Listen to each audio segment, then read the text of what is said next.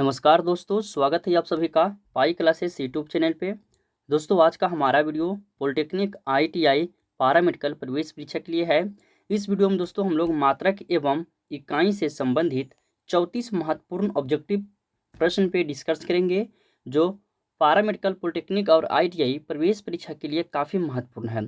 दोस्तों, आप यदि ये तीनों एग्जाम में से किसी भी एग्जाम की तैयारी कर रहे हैं तो आप इस वीडियो को शुरू से अंत तक देखें और मात्रक एवं इकाई से संबंधित जितने भी प्रश्न बताए जा रहे हैं उस सभी को याद रखिए, क्योंकि यह तीनों एग्जाम में यहाँ से क्वेश्चन पूछे जाते हैं। तो चलिए शुरू करते हैं, देखते हैं आज का पहला प्रश्न। देखिए, पहला प्रश्न है कि शक्ति का मात्रक है। ऑप्शन देखिए दिया गया है वोल्ट, न्यूट्रॉन, वाट और ऑप्शन डी इनमें से कोई नहीं। तो दोस्तों, शक्ति का जो मात्रक होता है वो वाट होता है। इसका फार्मूला होता है कार्य बटा समय यानी कि W/T, और यह जो होता है जूल पर सेकेंड के बराबर होता है। तो इसका फार्मूला भी याद रखिएगा और यह किसके बराबर होता है इसे भी याद रखिएगा। दोस्तों, धीरे धीरे क्वेश्चन का लेवल बढ़ाएंगे, आप वीडियो को स्किप मत कीजिएगा। चलिए दूसरा क्वेश्चन देखिए। दूसरा क्वेश्चन में पूछा गया है कि विद्युत शक्ति का इकाई है। तो जो शक्ति की इकाई है वही विद्युत शक्ति की इकाई होगा, वाट होगा, यानी इसका सही आंसर हो जाएगा ऑप्शन डी। चलिए इसके बाद तीसरा क्वेश्चन देखिए। देखिए, तीसरा क्वेश्चन में पूछा गया है कि बल का मात्रक है। ऑप्शन है फैराडे, फर्मी, न्यूटन और ऑप्शन डी रदरफोर्ड। तो क्वेश्चन नंबर 3 का सही आंसर ऑप्शन सी न्यूटन होगा। और बल का एक और मात्रक जो है वो क्या है, केजी मीटर प्रति सेकेंड स्क्वायर। यह भी हो गया, बल का मात्रक हो गया। और बल बराबर फार्मूला क्या होता है, तो द्रव्यमान गुना त्वरण होता है। तो फार्मूला भी याद रखिएगा। चलिए अगला क्वेश्चन देखते हैं, क्वेश्चन नंबर 4। क्वेश्चन नंबर 4 है कि कार्य का मात्रक है। कार्य का मात्रक जूल, न्यूट्रॉन, डाइन क्या है। तो क्वेश्चन नंबर 4 का सही आंसर ऑप्शन डी होगा, कार्य का मात्रक जूल है। चलिए धीरे धीरे क्वेश्चन का लेवल भी बढ़ेगा। क्वेश्चन नंबर 5 में है कि आवृत्ति को मापा जाता है। किससे आवृत्ति को मापा जाता है, तो हर्ट्ज से मापा जाता है, यानी कि इसका सही आंसर ऑप्शन ए होगा। और दोस्तों, इससे संबंधित क्वेश्चन और देखिएगा कि एक समान मनुष्य जो है वो कितना से कितना हर्ट्ज की ध्वनि सुन सकने में सक्षम होता है। तो वो 20 से लेकर 20,000 तक जो है वो ध्वनि का हर्ट्ज सुनने में सक्षम होता है। तो ये भी आप याद रखिएगा कि एक समान मनुष्य जो है वो 20 हर्ट्ज से लेकर 20,000 की ध्वनि सुन सकने की क्षमता होती है एक मनुष्य का। ठीक है, तो ये भी क्वेश्चन को आप याद रखिएगा, ये सभी एग्जाम में पूछे गए प्रश्न है। चलिए अगला क्वेश्चन देखिए, क्वेश्चन नंबर 6। क्वेश्चन नंबर 6 है कि चालक की विद्युत प्रतिरोधकता की इकाई है।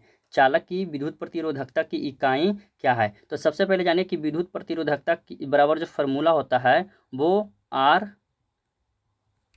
इंटू A/L होता है। यह हो गया विद्युत प्रतिरोधकता की इकाई, R इंटू A/L, जहाँ R जो है क्या है, R पदार्थ की विद्युत प्रतिरोध है और A जो है यह धारा की दिशा में लंबवत पदार्थ का क्षेत्रफल मीटर स्क्वायर में है। और यह जो L है यह पदार्थ के टुकड़े की धारा की दिशा लंबाई, जिसको मीटर में ही इसको भी रखना है, ये आपका L हो गया।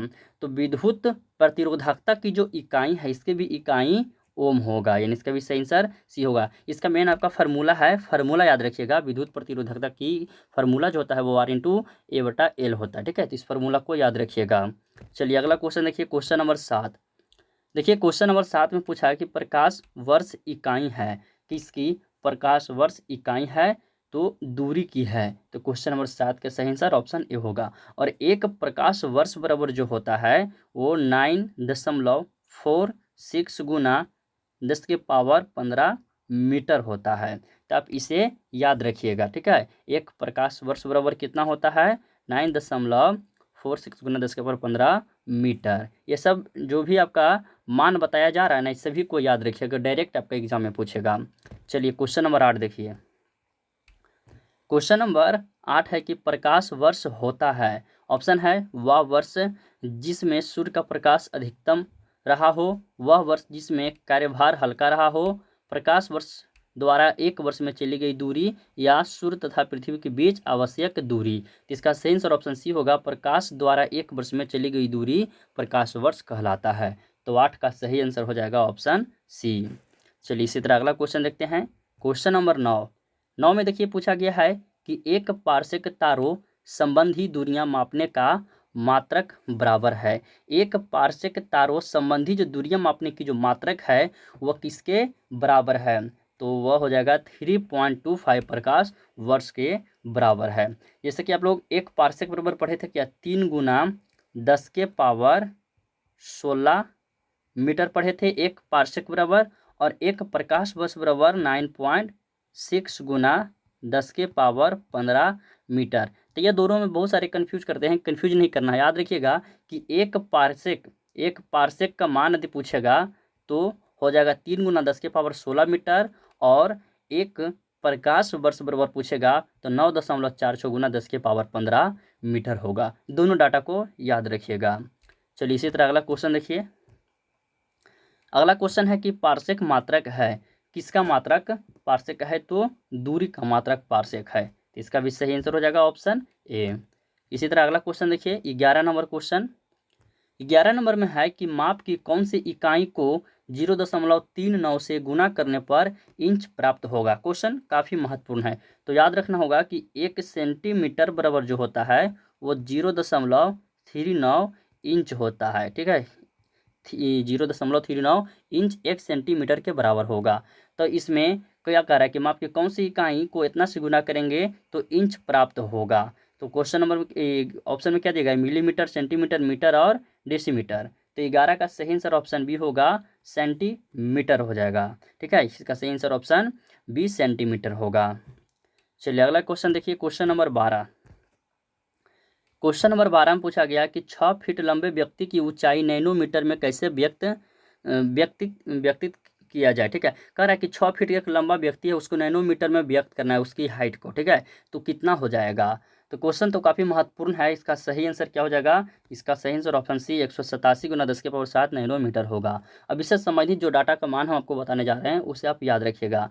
एक नैनोमीटर जो बराबर होता है, याद रखिएगा, एक नैनोमीटर होता है 10 के पावर -9 मीटर के बराबर होता है, और एक फीट जो होता है, एक फीट बराबर होता है वो 0.305 मीटर के बराबर होता है। ठीक है, और एक फीट को यदि नैनोमीटर में पूछेगा, एक फीट यदि नैनोमीटर में पूछेगा कि एक फीट बराबर कितना नैनोमीटर होता है, तो 30.5 गुना 10 के पावर 7 नैनोमीटर होता है। ठीक है, तो इस डाटा को याद रखिएगा, एक फीट बराबर 30.5 गुना 10 की पावर 7 नैनोमीटर होता है। तो पूछा गया 6 फीट के आदमी, तो इसमें से जब आप 6 से गुना कीजिएगा तो आएगा 187 गुना 10 की पावर 7 नैनोमीटर आएगा। ठीक है, आप इसे याद रखिएगा, एक फीट बराबर कितना नैनोमीटर होता है ऐसे मान। ठीक है, चलिए अगला क्वेश्चन देखिए, क्वेश्चन नंबर 13 में है कि 1 नैनोमीटर होता है, कितने सेंटीमीटर के बराबर 1 नैनोमीटर होता है।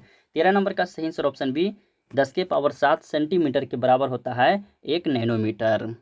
चलिए अगला क्वेश्चन देखिए, क्वेश्चन नंबर 14 में पूछा गया है कि 1 नैनोमीटर बराबर, देखिए उसमें सेंटीमीटर में 10 के पावर -7, और यदि मीटर में पूछेगा तो मीटर में हो जाएगा 10 के पावर -9 मीटर हो जाएगा। ठीक है, तो सेंटीमीटर, मीटर, ये सब सभी को आप याद रखना होगा कि 1 नैनोमीटर बराबर कितना सेंटीमीटर और 1 नैनोमीटर बराबर कितना मीटर होता है। ठीक है, ये सब डाटा को याद रखिएगा, न्यूमेरिकल वगैरह सब बनाने में काम आते हैं।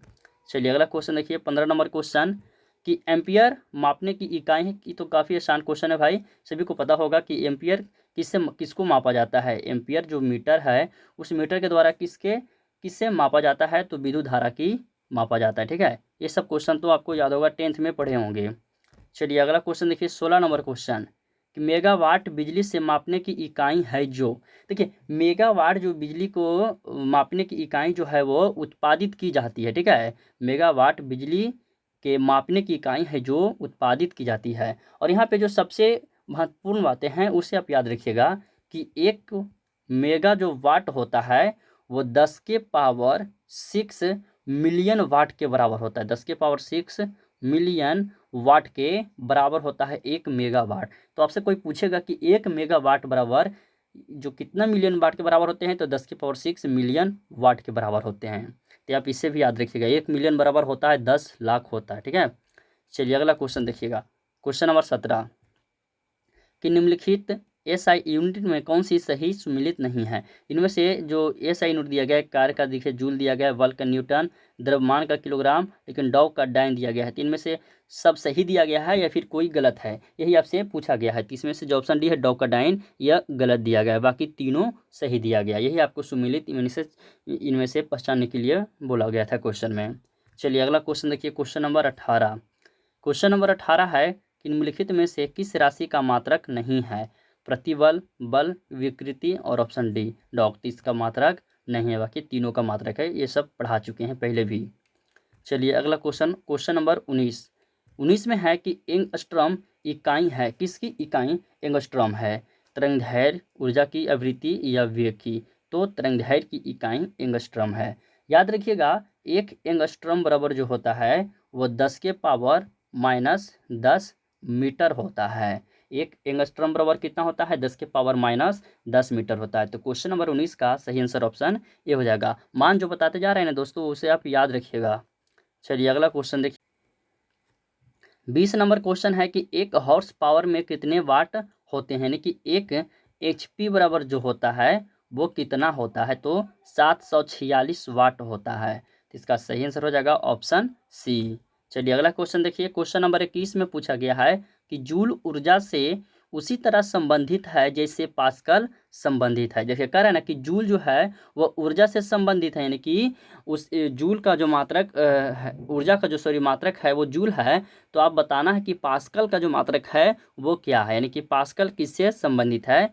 तो दबाव से, यानी कि दाब से संबंधित है। तो इसका सही आंसर ऑप्शन बी हो जाएगा। ठीक है, क्वेश्चन देखिए टेक्निकल की तैयारी कर रहे हैं तो क्वेश्चन भी है जो थोड़ा टेक्निकल टाइप के पूछेगा। ठीक है, उसमें आपको दिमाग लगाना होगा।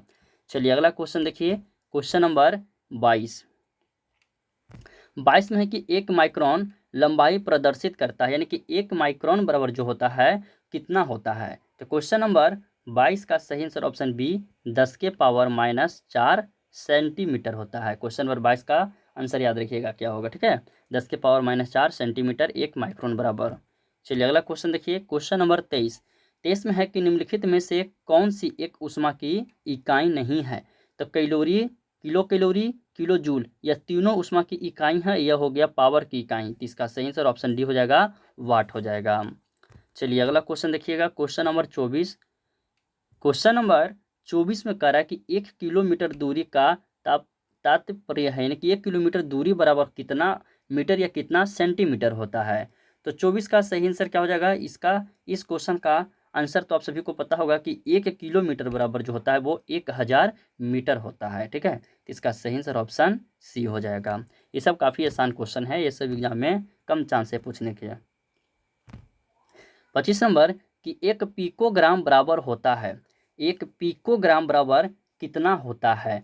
तो 1 पिकोग्राम बराबर याद रखिएगा 10 के पावर -12 ग्राम होता है। और चलिए इससे संबंधित कुछ और बताते हैं। ठीक है, 1 पिकोग्राम बराबर हो गया 10 के पावर -12, और एक माइक्रो यदि पूछेगा 1 माइक्रोग्राम बराबर तो कितना होगा? 10 के पावर -6 ग्राम होगा। और एक फेक्टोग्राम बराबर पूछेगा, ठीक है, एक फेक्टोग्राम बराबर यदि आपसे पूछेगा तो इसका आंसर हो जाएगा 10 के पावर -15 हो जाएगा। और एक मिलीग्राम बराबर पूछेगा तो 10 के पावर -30 ग्राम होगा। और एक नैनोग्राम बराबर पूछेगा तो 10 के पावर -9 ग्राम होगा। तो जितने भी बताए हैं ना सभी को याद रखिएगा। डाटा हम बोल रहे हैं ना कि जितने भी डाटा बता रहे हैं वो सभी को आप याद रखिएगा। चलिए इसी तरह अगला क्वेश्चन देखते हैं, 26 नंबर क्वेश्चन। 26 नंबर क्वेश्चन में पूछा गया है कि पास्कल इकाई है किसका? तो दाब का इकाई है। तो इसका सही आंसर हो जाएगा ऑप्शन बी होगा। क्वेश्चन नंबर 26 काफ़ी महत्वपूर्ण है, इसे याद रखिएगा। चलिए अगला क्वेश्चन देखते हैं, 27 नंबर क्वेश्चन। 27 नंबर क्वेश्चन में पूछा गया कि दाब की इकाई क्या है? दाब की इकाई तो पास्कल है ही, लेकिन इसके साथ भी एक और जो है वो न्यूटन प्रति वर्ग मीटर। क्या है? न्यूटन प्रति वर्ग मीटर, ये भी दाब का मात्रक है। तो आप इसे भी याद रखिएगा। चलिए 28 नंबर क्वेश्चन देखते हैं। 28 नंबर क्वेश्चन है कि परिस्थितिक दाब की इकाई क्या है? परिस्थितिक दाब की इकाई क्या है? तो बार है। तो आप इसे भी याद रखिएगा। एक बार बराबर पूछेगा तो कितना होगा? तो 10 के पावर 5 पास्कल होगा प्लस में, ठीक है। 1 बार बराबर 10 के पावर 5 पास्कल। चलिए इसके बाद अगला क्वेश्चन देखिए नंबरिंग यहाँ गड़बड़ा गया है, यहाँ 29 नंबर होना चाहिए लेकिन 28 ही है, ठीक है। चलिए कोई बात नहीं। 1 kg पर सेंटीमीटर स्क्वायर दाब समतुल्य है, यानी कि यह किसके बराबर होगा, कितने बार के बराबर होगा। तो क्वेश्चन नंबर 28 जो सेकेंड नंबर में 28 आया है, उसका सही आंसर ऑप्शन बी 1.0 बार के बराबर होगा, ठीक है। एक डाइन, देखिए इससे संबंधित भी एक और बताते हैं। डाइन भी इसमें पूछेगा कि एक डाइन बराबर कितना होता है, तो 0.01.02 गुना 10 के पावर 6 kg होता है एक डाइन बराबर, ठीक है। एक बार बराबर यदि पूछेगा तो 10 के पावर 6 डाइन पर सेंटीमीटर स्क्वायर होता है। देखिए डाइन में पूछेगा, यदि पास्कल में पूछेगा कि एक बार बराबर कितना पास्कल, तो 10 के पावर 5 पास्कल। और लेकिन डाइन में पूछेगा तो एक बार बराबर 10 के पावर 6 डाइन पर सेंटीमीटर स्क्वायर होता है, ठीक है। तो इस मान को भी याद रखना है। चलिए अगला क्वेश्चन 29 नंबर क्वेश्चन देखिए, 30 नंबर क्वेश्चन यहाँ पे देखिए कि निम्नलिखित में से कौन सी अदिश राशि नहीं है, बल, दाब, वेग या त्वरण। तो इनमें से कौन सी जो राशि है वो अदिश राशि है, ठीक है। इनमें से कौन सी राशि अदिश राशि है, तो क्वेश्चन नंबर 30 का सही आंसर ऑप्शन बी दाब होगा। चलिए अगला क्वेश्चन 31 नंबर क्वेश्चन, तेल का एक बैरल निम्न में से लगभग कितना होता है, कितना लीटर का होता है, ठीक है। एक तेल का एक बैरल। तो क्वेश्चन नंबर 31 का सही आंसर ऑप्शन ए होगा 159 लीटर होता है, ठीक है, 159 लीटर का। चलिए अगला क्वेश्चन देखिएगा 32 नंबर क्वेश्चन। 32 नंबर क्वेश्चन है कि लंबाई की न्यूनतम इकाई है। लंबाई की न्यूनतम इकाई क्या है, माइक्रोन है, नैनोमीटर है, फर्मीमीटर या यह सभी है। तो क्वेश्चन नंबर 32 का सही आंसर हो जाएगा ऑप्शन सी फर्मीमीटर होगा। एक माइक्रोन बराबर जो होता है 10 के पावर -6 मीटर होता है, और एक नैनोमीटर बराबर जो होता है 10 के पावर -9 मीटर होता है, और एक एंगस्ट्रम बराबर जो होता है 10 के पावर 10 मीटर होता है, और एक फर्मी बराबर जो होता है 10 के पावर -15 मीटर होता है। तो इसमें सबसे ज़्यादा सबसे कम कौन है, तो फर्मी है। इसका सही आंसर फर्मी हो जाएगा। चलिए अगला क्वेश्चन देखिएगा 33 नंबर क्वेश्चन। पूछा जा रहा है कि क्यूसेक में क्या मापा जाता है, यानी कि क्यूसेक से जो मापा जाता है वो कि जल की शुद्धता को मापा जाता है, या जल की गहराई, या जल का बहाव, या जल की मात्रा को, किसे मापा जाता है। तो 33 का सही आंसर ऑप्शन सी जल का बहाव को मापा जाता है क्यूसेक से, ठीक है। तो 33 का सही आंसर याद रखिएगा ऑप्शन सी जल का बहाव। 34 नंबर प्रश्न देखिए पूछा गया है, निम्नलिखित में से कौन एक वायुमंडल के ओजोन परत की मोटाई नापने वाली इकाई है। यानी कि ओजोन परत की इकाई मोटाई को मापने वाली जो ये इकाई है वो कौन सी इकाई है, नोट या डॉब्सन, पास्कल या मैक्सवेल। तो 34 नंबर का सही आंसर हो जाएगा हो जाएगा ऑप्शन बी डॉब्सन होगा, ठीक है। 34 नंबर का ऑप्शन बी होगा, डॉब्सन होगा। और याद रखिएगा कि एक डॉब्सन इकाई बराबर जो होता है 2.69 गुना 10 के पावर 20 ओजोन अणु प्रति वर्ग मीटर के समतुल्य, यानी कि वर्ग मीटर के बराबर होता है। कितना होता है, 2.69 गुना 10 की पावर 20 ओजोन अणु प्रति वर्ग मीटर के बराबर होता है, ठीक है। तो मान को भी याद रखिएगा।